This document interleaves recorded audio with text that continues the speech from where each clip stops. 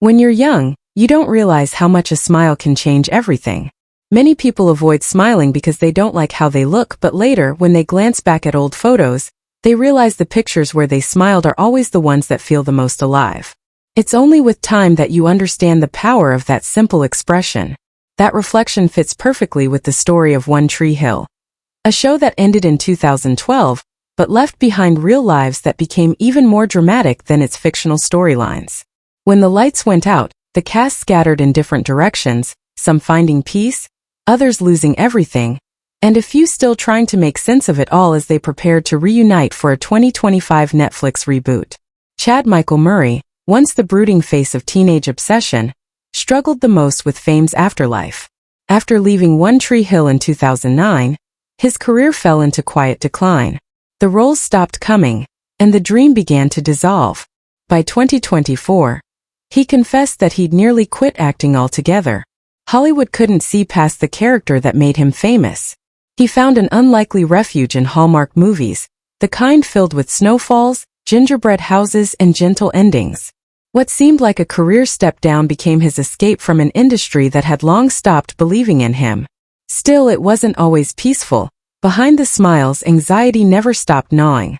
His marriage to Sophia Bush had ended in public humiliation back in 2005, a whirlwind of rumors and heartbreak that the show itself used for ratings. Today, at 44, Murray works steadily in small Netflix and Canadian productions, living proof that sometimes survival, not fame, is the real success. Hilary Burton, who left the series alongside Chad, took her pain and turned it into power. In 2017, she and 17 other women accused the show's creator, Mark Schwann, of long-term sexual harassment. Her courage helped bring him down, but the scars ran deep. She found solace away from the spotlight, marrying Jeffrey Dean Morgan in 2019, and settling on a farm in upstate New York where life revolved around animals and children instead of cameras. When she revisited her past on the Drama Queens podcast in 2021, it reopened wounds she thought had healed. By 2024, she walked away again, unable to relive the trauma every week. Yet that same year she returned, not as Peyton Sawyer, but as an executive producer for the upcoming One Tree Hill sequel. This time she would shape the story instead of being shaped by it. Sophia Bush, once the sharp-tongued heart of the show, faced her own long battle for respect and safety in Hollywood. In 2025, she revealed that during her time on Chicago PD, she endured years of emotional and physical abuse from a senior co-star. Earlier, she had already exposed pay disparities on One Tree Hill, where she earned less than one-fifth of her male counterparts despite being a lead.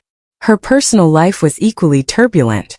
After divorcing Grant Hughes in 2023, she shocked fans by coming out as queer and confirming her relationship with soccer star Ashlyn Harris. What looked like another reinvention was actually a moment of truth, one where she finally stopped performing for the world and started living for herself. James Lafferty, who played Nathan Scott, walked a quieter path. After the show ended, he struggled to find work but eventually carved out a niche behind the camera. He co-created and starred in Everyone Is Doing Great, an indie comedy about washed-up actors, a self-aware mirror of his own life. He married actress Alexandra Park in 2022 after nearly a decade together, calling it the longest slow burn imaginable. Though his series still searches for a new streaming home, he remains grounded and hopeful, focusing on creating instead of chasing fame. Bethany Joy Lenz's story was the darkest. While she played the show's moral compass, Haley James Scott, she was secretly trapped in a cult known as the Big House Family. For nearly 10 years she was manipulated, her money drained, her life controlled. When she finally escaped in 2012, she discovered her savings, nearly $2 million, had vanished. Her 2024 memoir, Dinner for Vampires, revealed the terrifying details of living inside both a hit TV show and a real-life nightmare. Now she works steadily in Hallmark films, rebuilding her life on her own terms, raising her daughter far from manipulation and control. Paul Johansson, the man behind villain Dan Scott, faced his own inner demons. For most of the show's run, he drank heavily and battled depression alone. His alcoholism spiraled until he was drinking 2 bottles of wine a night. A harassment accusation in 2015 nearly ended his career, but he slowly rebuilt himself, returning to smaller roles and finding stability in honesty. By 2025, he speaks openly about his struggles, no longer hiding behind the character that made him famous. Lee Norris, who played Mouth McFadden, chose peace over fame.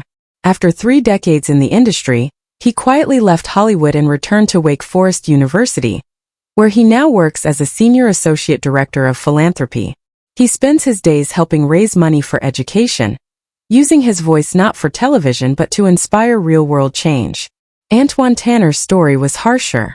In 2009, he was arrested for selling fake Social Security cards to undercover agents. He served time and faced financial ruin, but in later interviews, he insisted it wasn't greed but desperation that led him there. He's since turned his life around, working steadily and speaking openly about the mistakes that nearly ended everything. Robert Buckley found success where no one expected. After his run on iZombie, he became the new face of Hallmark's modern era, writing and starring in The Christmas House, the network's first film featuring a same-sex couple.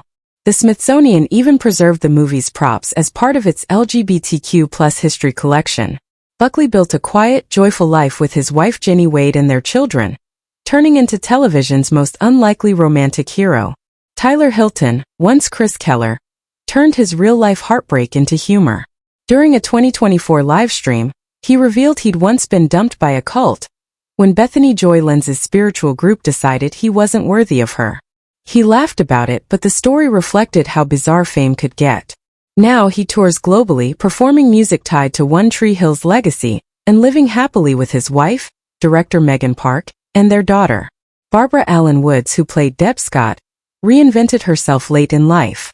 After her long marriage ended, she found love again with the Golden Bachelorette contestant Mark Anderson, who proposed in 2025.